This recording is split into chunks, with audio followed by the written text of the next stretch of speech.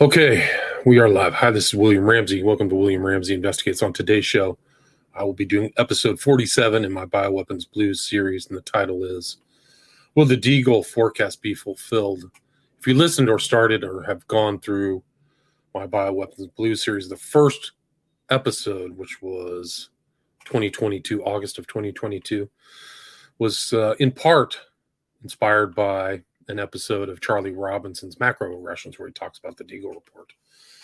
And I came across some information, and there's a lot that I've compiled. I think it's important, and this is really this is a real person. Dr. Edwin A. Deagle Jr. passed away 2021.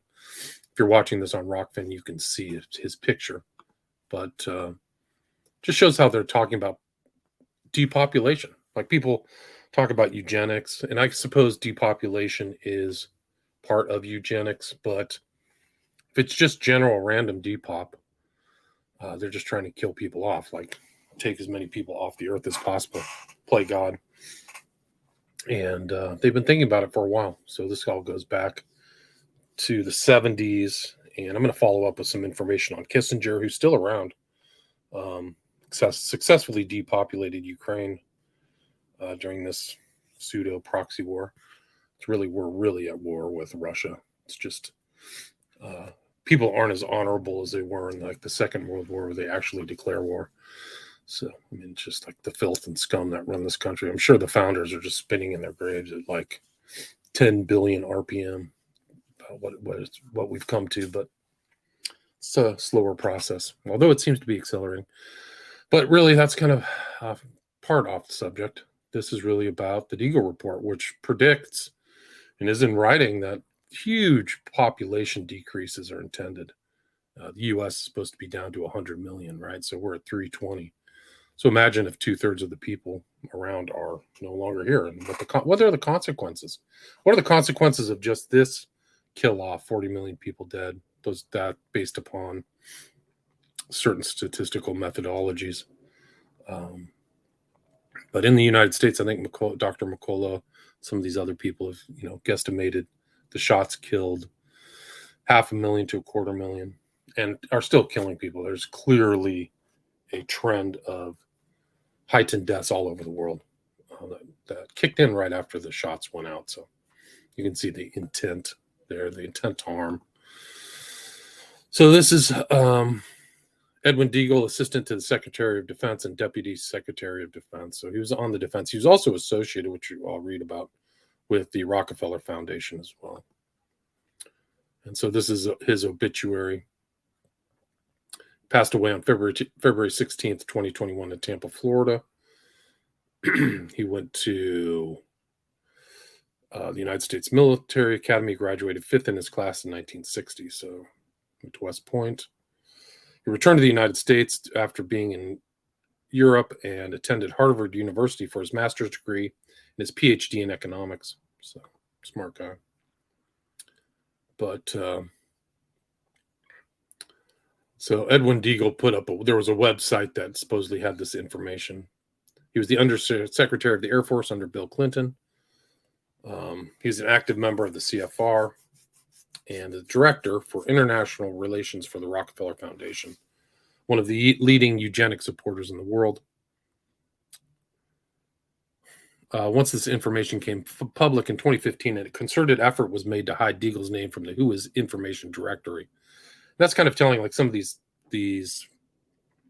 research pops out into the public, but God only knows what they have and hasn't been divulged to the public, papers and this top secret stuff, which should scare the living daylights out of you, what they're thinking about. He wrote the foreword to the book World Energy Survey by Ruth Sevard in 1981, which he predicted a mass exodus from the U.S. One thing is clear from looking at Deagle.com. Someone with highly placed connections has published a ton of highly sensitive military and economic information onto one website and is making dramatic predictions about world government. To forecast a dramatic drop-off in the U.S. population is no small feat. It has certainly garnered a great deal of world attention. Yes, that's true. So That's Deagle. Had a long career. His obituary covered a lot of his information. And of course, we have to think about the Georgia Guidestones. Maintain humanity under 500 million in perpetual balance with nature. What was the Deagle forecast? In 2014, a little-known military contractor called Deagle Corporation published a projection of massive global depopulation by 2025. We know that the desire for the huge human depopulation is written in stone. A shady collective made sure of it when they commissioned the construction of the Georgia Guidestones in 1981. It's a monolith, by the way. It's one of the many monoliths that are around. You can watch my occult Hollywood movie for more on that. The first guideline on the 6-meter tall monument states, monolith, maintain humanity under 500 million, which make things quite clear, demands a 93% reduction in the human population. A quite horrific thought, especially if such a thing was to happen over a short period of time. With this in mind, let's revisit the frightful Deagle population and output forecast from 2014. Are the predictions real? Are they made up? Or was it yet another psyop? Good question. The Deagle Corporation is a minor branch of U.S. military intelligence, one of the many secretive organizations which collects data for high-level decision-making purposes and prepares confidential briefing documents for agencies like the National Security Agency, the United Nations, and the World Bank. Deagle is known, for example, to have contributed to a Stratfor report on North Korea. With this kind of pedigree, Deagle should be seen as a legitimate intelligence community asset. And so then we'll go through some of these. That's just I'm quoting from an article about it. But if you're watching this, you can see here the prediction for the U.S. is from 327 million people, and then the forecast 2025 down to 100 million. And the GDP lower, all that stuff. It's pretty wild. Canada, 36 million to 26 million.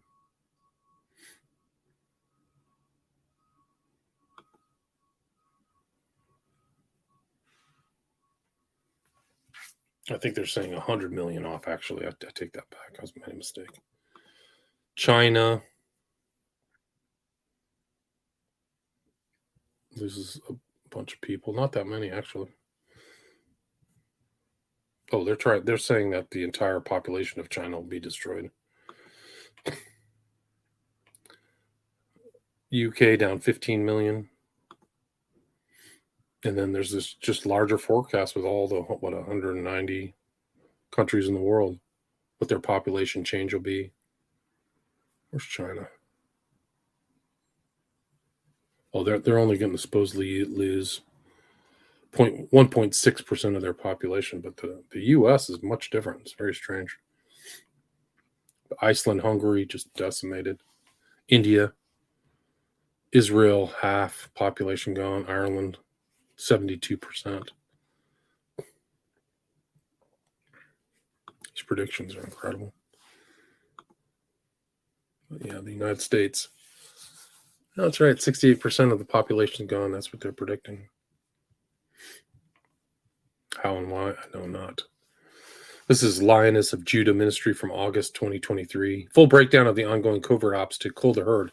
Alarming proof that the CIA, Rockefeller Foundation, and DoD are directly tied to Deagle's apocalyptic 2025 depopulation forecast. Official excess death figures prove they're exterminating humanity. Yeah, that's right. In a world where reality often seems stranger than fiction, the machinations behind global events can be an enigma wrapped in a mystery. One such intrigue revolves around Deagle.com, an obscure online entity known for its exhaustive data on military capabilities and eyebrow-raising depopulation forecast for 2025. We can reveal that recent findings appear to link Deagle directly to significant players on the world stage, the Central Intelligence Agency, U.S. Department of Defense, and the Rockefeller Foundation. And so that's Deagle. They have them right there. So just a bunch of people have found a bunch of paperwork. Full letter to the then CIA Director Stansfield Turner from Deagle, the Deputy Director for International Relations for the Rockefeller Foundation. So there's literal letterhead. and signatures and things like that. All done through Freedom of Information Act requests. So they hints at a relationship with the CIA, which is not surprising.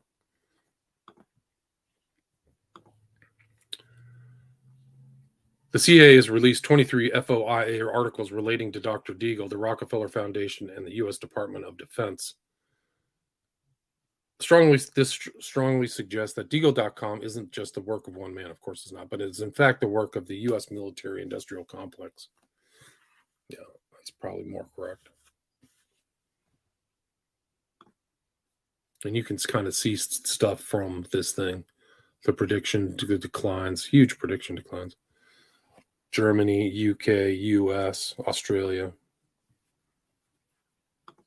So the decline of the West. Regrettably, the unfolding events strongly suggest that Deagle's ominous depopulation estimates may not be merely speculative. Real-world data appears to align disconcertingly with these figures. And so the fact that the US DoD issued a COVID-19 research contract in Ukraine 3 months prior to the official recognition of the COVID-19 virus raises some seriously unsettling questions, especially when we consider the US Department of Defense is now known to be intricately connected to Deagle along with the CIA and the Rockefeller Foundation.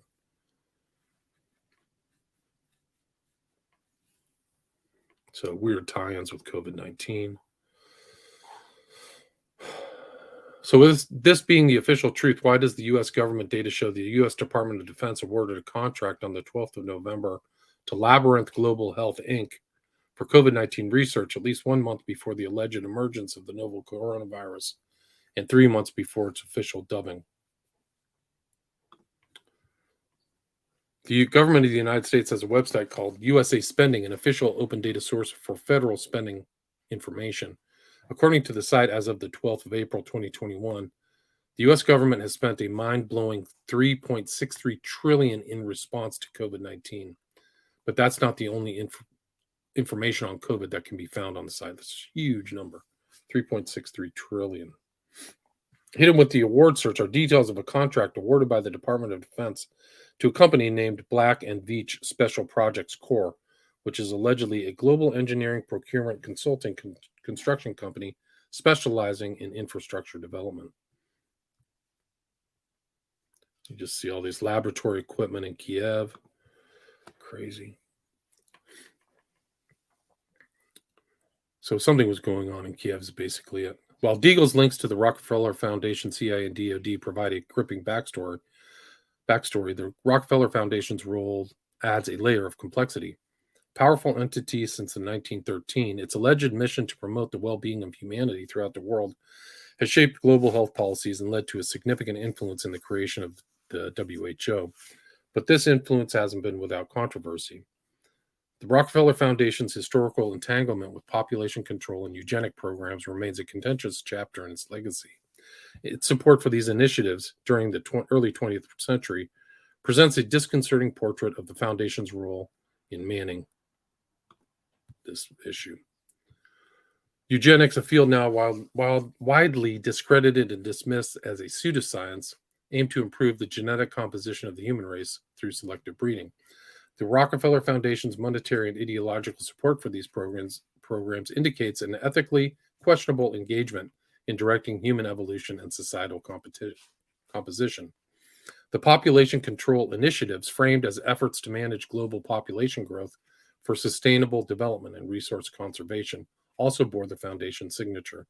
The critics argue that such activities echo an overreach, hinting at an assumed authority to control the demographics of global populations. Yeah, but wait a minute. Rockefeller Foundation's past involvements offer invaluable lessons about the potential consequences of unchecked influence and a poignant insight into the organization's considerable sway over global human affairs.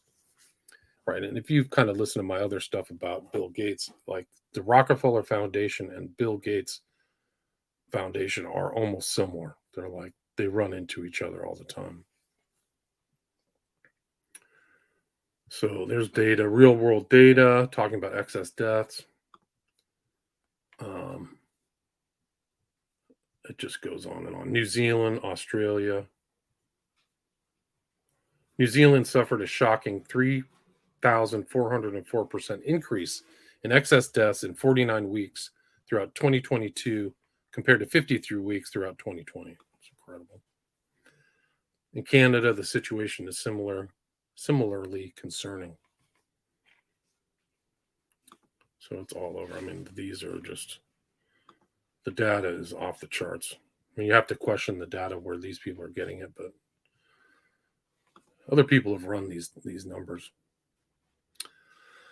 The figures have been provided to both the OECD and EuroMOMO by each country's government organizations. The US data has been provided by the Centers for Disease Control. That's not reliable.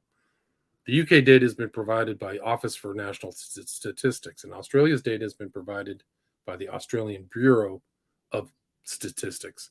These aren't independent estimates. They are official government authorized figures. And they showed that the Five Eyes countries and 26 other countries across Europe suffered millions of excess deaths. Just standard, and you can just see some of this really good article. I got a link to this article. The evidence that suggests the DoD, intimately tied to Deagle.com, may have had an anticipatory hand in COVID-19 research months before the virus's official recognition is, at the very least, curious. Yeah, it's very curious, too, that the DoD managed the shot rollout, right? So that's very important. So these are kind of things that are lining up. It wasn't the U.S. government who's actually a Department of Defense military rollout. This odd timing, coupled with the DoD's expansive research reach on matters of global security, prompts us to question the broader implications and the role they may have played in the unfolding pandemic. The Rockefeller Foundation, another significant force behind Deagle.com, has a historical track record of involvement in population control programs. So then you see the military, like it's a military goal, which is off the charts. And these are just new kind of new stats that have come out, kind of bolstering all this stuff. So it's really incredible. I'm going to read now from another article that I had. It's from EIR. You kind of take it with a grain of salt, but I think it references things that are very true, and I'll include this a link to this. But it's the Hague-Kissinger depopulation policy. So let me pull that up.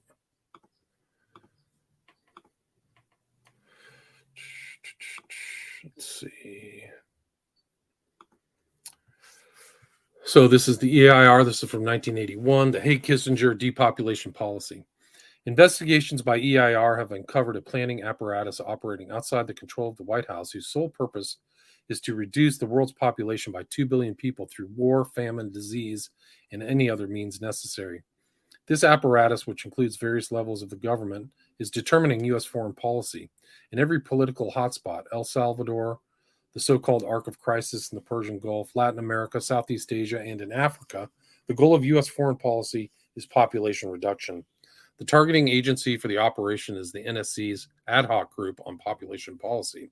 Its policy planning group is in the U.S. State Department's Office of Population Affairs, established in 1975 by Henry Kissinger, still around. This group, and he's total frontman for the Rockefeller family and foundation. This group drafted the Carter administration's Global 2000 document, which calls for global population reduction, and the same apparatus is conducting the civil war in El Salvador as a conscious depopulation project. Sounds a lot like Ukraine. There's a single theme behind all our work. We must reduce population levels, said Thomas Ferguson, the Latin American case officer for the State Department's Office of Population Affairs. Let's see if I can get this larger.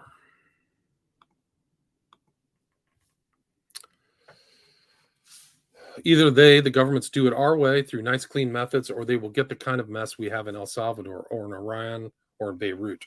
Population is a political problem. Once population is out of control, it requires authoritarian government, even fascism, to reduce it. That's the guy who works for the State Department.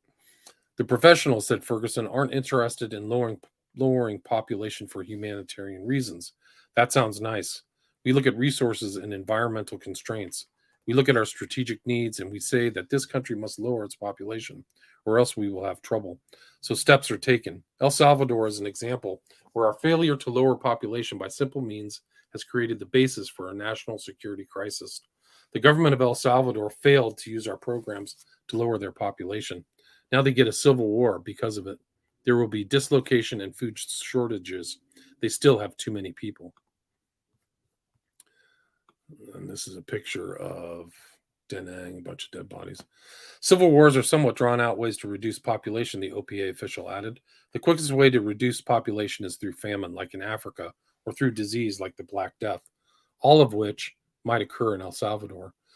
Ferguson's OPA monitors populations in the third world and maps strategies to reduce them. Its budget for 1980 was 190 million. In 1981, it will be 220 million. The Global 2000 report calls for doubling that figure. The sphere of Kissinger. In 1975, OPA was brought under a reorganized State Department Bureau of Oceans, a body created by Henry Kissinger. This agency was assigned to carry out the directives of the NSC ad hoc group. According to an NSC spokesman, Kissinger initiated both groups after a discussion with the leaders of the Club of Rome during the 1974 population conferences in Bucharest and Rome. The Club of Rome, controlled by Europe's black nobility, is the primary promotion agency for the genocidal reduction of world population levels. The ad hoc group was given high priority by the Carter administration through the intervention of National Security Advisor Zbigniew Brzezinski and Secretaries of State Cyrus Vance and Edmund Muskie. According to OPA expert Ferguson, Kissinger initiated a full about-face on U.S. development policy toward the Third World. For a long time, Ferguson stated the people here were timid. They listened to arguments from Third World leaders that said the best contraceptive was economic reform and development. So we pushed development programs and we helped create a population time bomb. We are letting people breed like flies without allowing the natural causes to keep population down. We raised the birth survival rates, extended lifespans by lowering death rates, and did nothing about lowering birth rates. The policy is finished. We are saying with Global 2000 and in real policy that you must lower population rates. Population reduction and control is now our primary policy objective. Then you can have some development. Accordingly, the Bureau of Oceans, International Environmental, and Scientific Affairs has consistently blocked industrialization policies in the Third World, denying developing nations access to nuclear energy technology, policies that would enable countries to sustain a growing population. According to State Department sources and Ferguson himself, Alexander Haig is a firm believer in population control. We will go into a country, said Ferguson, and say, here's your goddamn development plan. Throw it out the window. Start looking at the size of your population and figure out what must be done to reduce it. If you don't like that, if you don't want to choose to do it through planning, then you'll have an El Salvador or an Iran, or worse, a Cambodia. According to an NSC spokesman, this now shares the view of former World Bank President Robert McNamara that the population crisis is a greater threat to U.S. national security than nuclear annihilation. Wow. Every hotspot in the world corresponds to a population crisis point, said Ferguson, who would rename Brzezinski's Arc of Crisis doctrine the Arc of Population Crisis. This is corroborated by statements in the NSC ad hoc group's April 1980 report. There is an increased potential for social unrest, economic and political instability, mass migration, and possible international conflicts over control of land and resources, says the NSC report. Then it cites demographic pressures as key to understanding examples of recent warfare in India, Pakistan, Bangladesh, El Salvador, Honduras, and Ethiopia, and the growing potential for instability in such places as Turkey, Philippines, Central America, Iran, and Pakistan. Through extraordinary efforts, the ad hoc group and OPA estimate that they may be able to keep 1 billion people from being born through contraceptive programs. But as the ad hoc group's report states, the best efforts of the Shah of Iran to institute clean programs of birth control failed to make a significant dent in the country's birth rate. The promise of jobs through an ambitious industrialization program encouraged migration toward overcrowded cities like Tehran.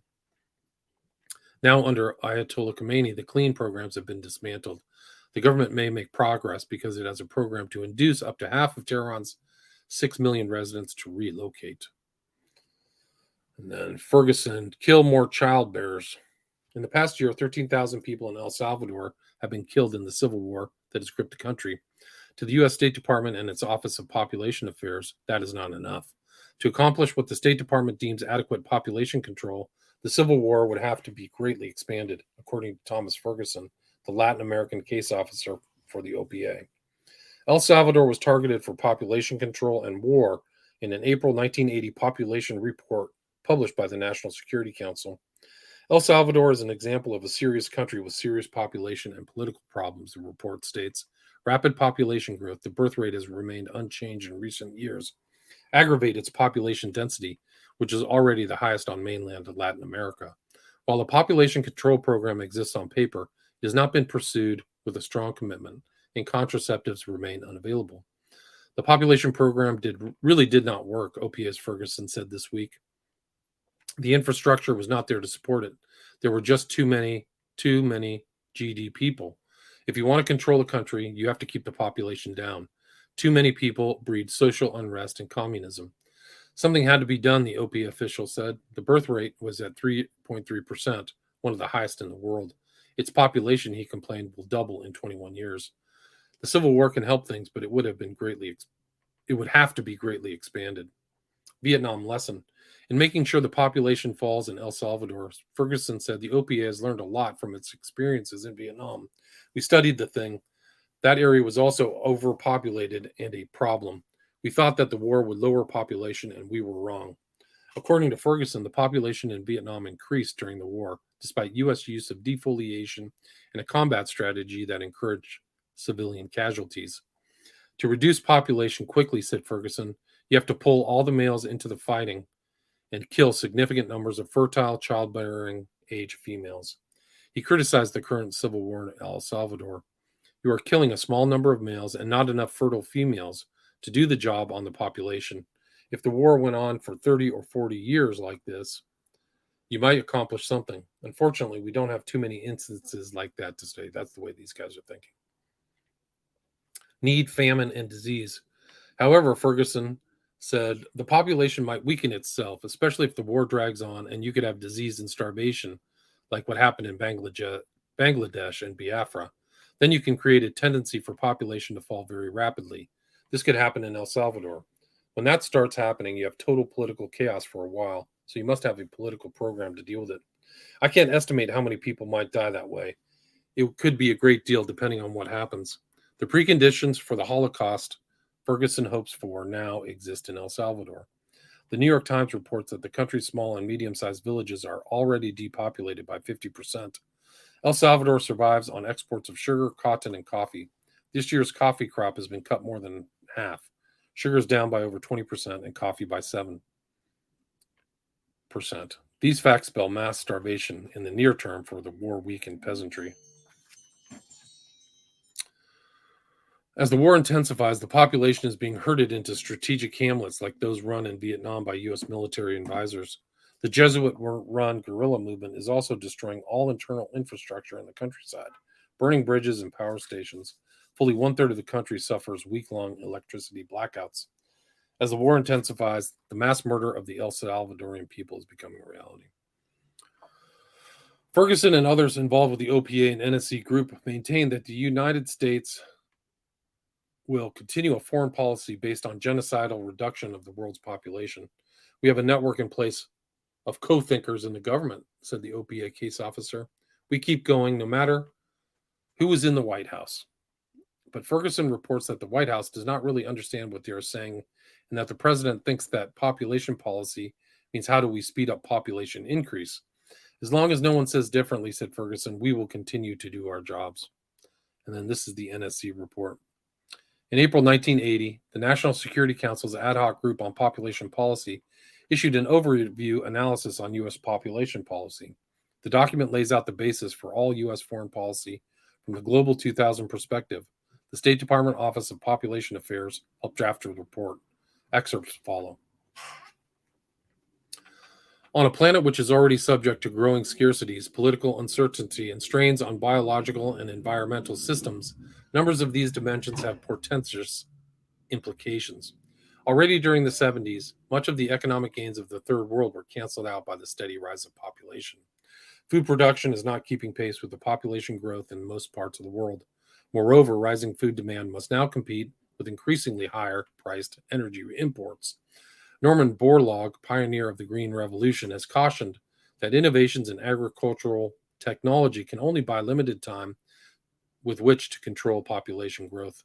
The International Labor Organization estimates that in the next 2 decades, approximately 700 million people will enter the labor pool of developing countries. This is more than the total current labor force of the industrially advanced countries. The amount of investment required to put these people to work is astronomical. A recent World Watch Institute study estimated that the number of rural people who are effectively landless would approach 1 billion over the next 2 decades, and predicted that conflict rooted in inequality of land ownership is apt to become more acute in country after country. Already, the estimated proportion of rural families who are landless, or nearly so, is over 80% in such countries as El Salvador, and between 70 and 80% in Brazil, Ecuador, Peru, Bangladesh, and the Philippines. As rural population growth increases the fractionalization of the land holdings, as croplands are depleted due to over-intensive farming, and as job opportunities in the countryside diminish, the third world is experiencing a virtual urban explosion. The UN estimates that in only 20 years, some 40 less developed countries may contain over 5 million cities may contain over 5 million inhabitants. Provisions of jobs, housing, social services to numbers of this magnitude over such a short period of time will present difficulties hitherto unimagined by town planners and governments. The potential susceptibility of urban unemployed youth to extremism and violence will grow. Some recent studies suggest that the contemporary phenomenon of worldwide inflation are being influenced by rising demand associated with vast increases in population. Commodities become more costly as supplies dwindle or fail to keep pace with rising demand as they become more expensive to obtain. Population growth has also been linked to pressure on energy and raw material supplies. A recent World Watch study concludes that everywhere one turns, limits are being encountered and the effects are being compounded. It seems clear that the world is entering a new period of scarcity. Problems of water pollution, soil erosion, and deforestation are becoming major international issues as a consequence of over-intensive farming, grazing, encroachment of cities, and uncontrolled industrialization. All of these factors add up to an increased potential for social unrest, economic and political instability, mass migration, and possible international conflict over scarce resources. It is admittedly difficult to be analytically precise in pinpointing exact causes for the breakdown in domestic or international order. Nevertheless, it is hard to avoid inferring some connection between the instabilities and frustrations caused by absolute and relative poverty, reinforced by demographic pressures discussed above. The examples of warfare in recent memory involving India, Pakistan, Bangladesh, El Salvador, Honduras, and Ethiopia, and the growing potential for instability in such places as Turkey, the Philippines, Central America, Iran, Pakistan, surely justify the question being raised. And then this is the Global 2000 Approach by Lydia Schulman. The Global 2000 report, issued in the spring of 1980, was the culmination of a 3-year study directed by the U.S. State Department and the White House Council on Environmental Quality. As the first study of global ecological trends by the U.S. government, the report does not make policy recommendations per se, but claims to objectively project the impact of current trends in population growth and GNP on the global resource base and environment. The authors of the report state that it was intended to provide the basis for long-term planning by the U.S. government and to create a permanent institutional capability, skilled personnel, data, and analytical models for spinning off future studies and analyses. They state further that the report was intended as a guide in U.S. foreign policy. Quote, "We are working with other nations bilaterally, building concern for population growth, national resources, and environment into our foreign aid programs, and cooperating with our immediate neighbors on common problems ranging from the cleanup of air and water pollution to preservation of soils and development of new crops," a statement strongly suggesting that foreign aid henceforth be tied to population control and related measures. The premises. As in all global models of this type, what counts are its underlying assumptions. The gross incompetence of this report and its doomsday predictions stem from the total denial of the transforming effects of science and technology. Good point. The projections depict conditions that are likely to develop if there are not changes in public policies, institutions, or rates of technological advance, and if there are no wars or other major disruptions. One of the most telling points of the report's flawed methodology is the assumption on nuclear fusion. The projections assume no revolutionary advances, such as immediate wide-scale availability of nuclear fusion for energy production. Given the premise of no change in the rate of technological advance, the report predicts that the projected growth of the world's population from 4 billion in 1975 to 6.35 billion in 2000 will lead to severe regional water shortages, extensive deforestation, irreparable deterioration of agricultural soils, and other horrors. The conclusion a policymaker is supposed to draw is that these consequences must be forestalled by stopping population growth short by whatever means. As authority on demographics, Global 2000 cites a 1969 U.S. Academy of Sciences report, Resources in Man, which concluded that a world population of 10 billion is close to, if not above, the maximum that an intensively managed world might hope to support with some degree of comfort and individual choice.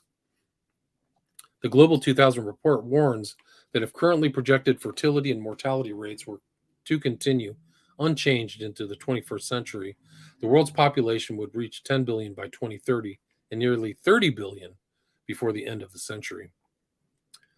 Among the report's other doomsday projections are on population. New data on the decline in fertility rates in areas such as Indonesia and Brazil due to unanticipated poverty and malnutrition suggests that world fertility rates will drop by more than 20% over 1975 to 2000, from an average of 4.3 children per fertile woman to 3.3. In addition, shifts in public policy will provide significantly increased access to family planning services in less developed countries.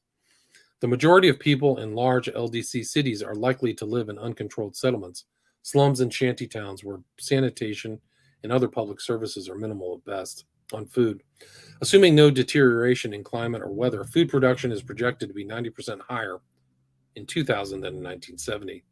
In the LDCs, however, rising food output will barely keep ahead of population growth. Per capita consumption in the sub-Saharan African LDCs is slated to decline. On forest, both forest cover and stocks of woods in the LDCs will decline by 40% by 2000 due to the reliance on wood for energy. On water, due to rapidly increasing demands for water, in particular to its high consumptive use in irrigation, regional water shortages and the deterioration of quality are likely to become worse by 2000. Many LDCs will also suffer the destabilization of water supplies as a result of deforestation. On energy, no early relief from the world's energy problems. In the LDCs, the demand for wood fuel will far outstrip supply, expanding deforestation. On agriculture, greater soil erosion, loss of nutrients, compaction of soil, increasing salination of irrigated land, crop damage due to increasing air and water pollution is projected. An epilogue, entering the 21st century, warns that without a halt in population growth trends, the world will become more vulnerable to both natural disaster and disruptions from human causes, including wars over increasingly scarce fresh water supplies. And then I'll finish off with this interview with William Paddock.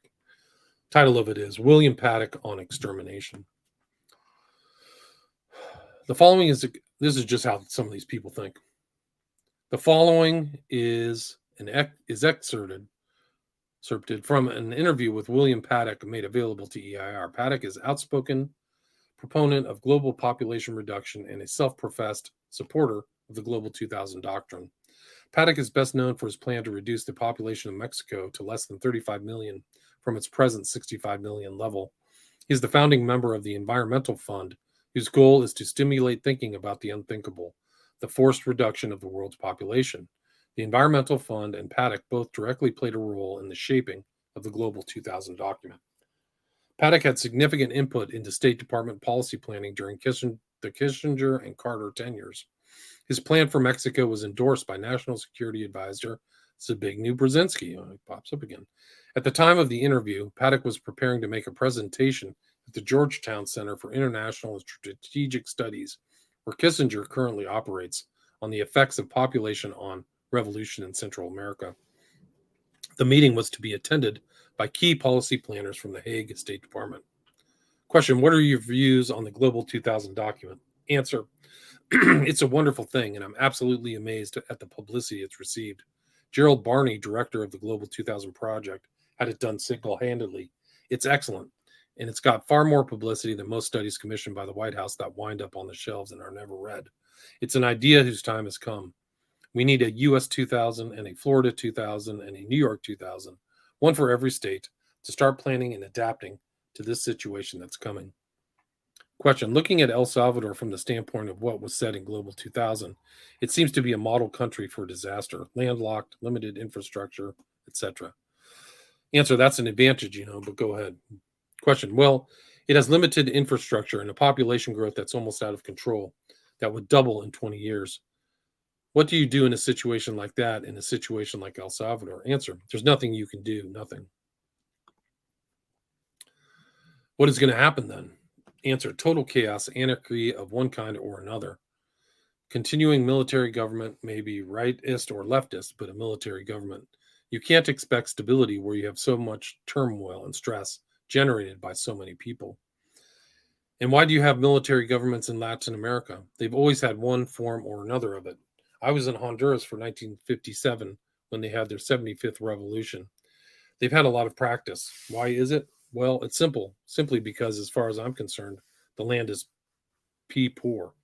They've got a poor piece of real estate. It's nobody's fault. It's just the way God passed out the resources. Every single country in the world is overpopulated, but some are more so than others. Now, why is that? Because El Salvador happens to have some of the finest land in all Latin America. And you can take a world population map where you have one dot for every 100,000 people, and except for some cities like New York, London, and Tokyo, where it'll all be black, of course, wherever you have high concentrations of those dots, you have pretty good soil. And that's true in Latin America. You have it in Java and El Salvador and Haiti. Why? Because they've got good land, some good land. Unfortunately, some modern technology in the form of medical missionaries or medical doctors of one kind or another got there before there was any other technology that reached there, and the population explosion took place before they could develop any other resources and get their agriculture more efficiently used. And it just exploded. It exploded faster than any other place because they had more food and they had better land. Now they've grown well past the capacity of that land to take care of them. Question, so in El Salvador, are we eventually going to see a rollback of the population? Answer, it will happen somehow. Question, you mean famine, disease? Answer, one of the four horsemen, and now a fifth one, which is the bomb. Question, can it be done without the pain and suffering? Answer, I don't think so at all. I don't think so for a couple of reasons. First of all, speaking of the population growth rate, to level off or drop, the problem is that the people who are going to cause the stress in the next 20 years are already here. They're born, they're walking around. Half the population is under the age of 15. It would be well if no one had any more kids between now and the year 2000. But the big problem's already there. The other reason is we don't know how to motivate people to want to have fewer children. We just don't know how to do it. Malthus, in his dismal theorem, said that the only check on the population growth is starvation and misery. And no matter how favorable the environment or how advanced the technology, population will grow until it is miserable and starved. That's what he said, all right? There's an economist at the University of Colorado, a very famous economist, Kenneth Boulding, who has what he calls his utterly miserable theorem. And his utterly miserable theorem is that the only check on the growth of population is starvation and misery. Then any technological improvement will have the ultimate effect of increasing the sum of human misery, because it permits a larger proportion to live in precisely the same state of misery and starvation as before the change. And this, of course, is what we're trying to do with our foreign aid program in sending food and improving the agriculture of the area or making it possible to sustain more people. Question, doesn't Global 2000 say that we should re-examine that? Answer, yes, I think it says that. Question, there are some that say the best contraceptive is development. Answer, that's bilge. In theory, it probably is, but show me the country where it works. It's a grasping for excuses to get money for aid when they come up with something like that. If a country such as El Salvador is going to improve the lot of its people, it's going to have to bite the bullet itself. There's nothing we can do to come up with a birth control program, agricultural program, industrialization program. And by saying that we can, we put off the need for Salvador to try to do something about the problem itself. Question, is the U.S. overpopulated? Answer, yes. Question, what's your thinking on it? Answer, I think if we had 100 million people, it would be really fabulous. Question, how would we get to that level given where we are now? Is that possible without a war? Answer, well, there's a man putting together an organization called 100 Million Americans, and he's trying to show how it can be done. I don't think it can be done. We haven't bit the bullet ourselves. Look at the number of illegal aliens we permit coming in here. Question, what about El Salvador? What would be the ideal population there? Answer, well, when I went there in 1950, there was 1.7 million people. It's 4 million now. It was pretty bad off in 1950, but it had more charm. I'd have lived there then. Most people are barefoot. I think that as far as what the United States can do, I think we just have to live with the situation. We have to adopt policies that can permit us to live with it. Question, that's really what Global 2000 says. I understand you're going to deliver a paper on the effects of the revolution. Answer, it's on the influence of population in the destabilization in Central America. It's for a seminar that the Georgetown Center for the Strategic and International Studies is holding on El Salvador. I don't really know the purpose of the meeting. I thought it was to help with the United States form a strategy to cope with it, to what they should do with El Salvador. Question, what about Cambodia? Is that an example of Malthusianism? Answer, I don't know enough about Cambodia, but if that took place in Salvador today, because I know Salvador, I'd say yes. That is one of the scenarios you can end up with.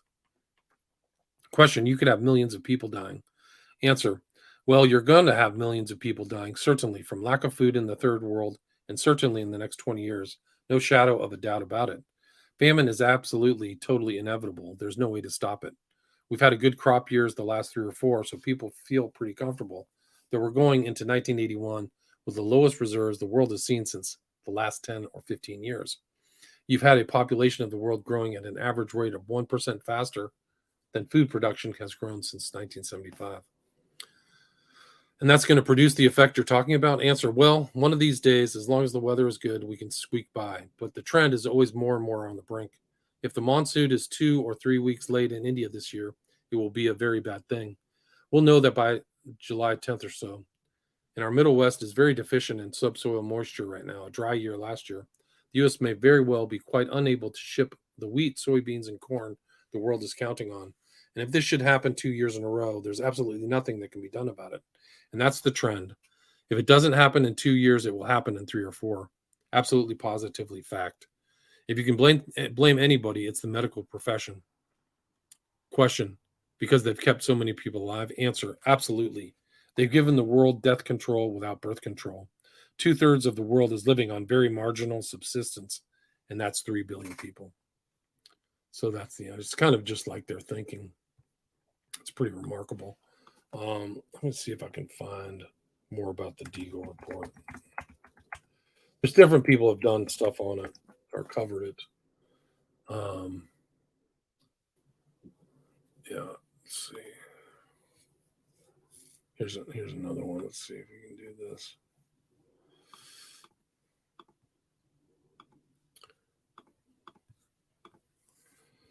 There it is. Deagle forecast. Biological war, significant population reduction, potential war U.S. and China, possible nuclear war. We definitely have undergone a biological warfare in the last 3 years. So that's for sure. So, yeah. So that's it. I guess this is probably an AI summary that I have right here. Anyway, thank you for listening. That was Bioweapon Blues 47. Will the Deagle forecast be fulfilled? Thank you for listening.